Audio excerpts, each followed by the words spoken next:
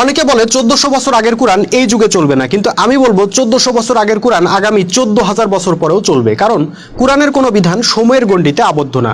1400 বছর আগের মানুষ আগুনে হাত দিলে যেমন হাত পুড়তো, এখনো আগুনে হাত দিলে হাত পুড়বে, এখন থেকে লক্ষ বছর পরেও আগুনে হাত দিলে হাত পুড়বে। এটা প্রাকৃতিক সত্য।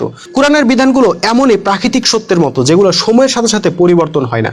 আপনি কোরআনের বিধানগুলো দেখেন, খুনাখুনি চলবে না, সুদের কারবার চলবে না, মাপে কম দেওয়া যাবে না, অশ্লীলতা করা যাবে না, মিথ্যা বলা যাবে না, গীবত করা যাবে না, গুজব রটানো যাবে না ইত্যাদি। এগুলা কি যুগের সাথে পাল্টে গেছে? 1400 বছর আগে মাপে কম দেওয়া অনৈতিক ছিল, আর এখন কি নৈতিক হয়ে গেছে? হয় নাই। তাহলে কোরআন এই যুগে চলবে না কেন? ভাই, যেসব বিষয় যুগের সাথে পাল্টে যায় সেগুলা নিয়ে আল্লাহ পবিত্র কোরআনে কিছুই বলেন নাই। আল্লাহ শুধু গুরুত্বপূর্ণ বিষয়গুলোর মূলনীতি কি হবে সেটা বলে দিয়েছেন। আপনি শীতকালের পোশাক গরমকালে পরেন না, গরমকালের পোশাক শীতকালে পরেন না, কিন্তু শীত হোক আর গরম হোক পোশাক ছাড়া কি থাকেন? পোশাক তো একটা না একটা পরেনি, তাই না?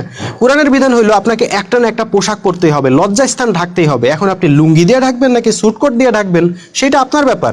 1400 বছর আগের মানুষ তখনকার কাপড় চোপড় পরছে, এই যুগের মানুষ এই যুগের কাপড় চোপড় পরবে, অসুবিধা কি? তার জন্য তো কোরআন অচল হয়ে যায় না।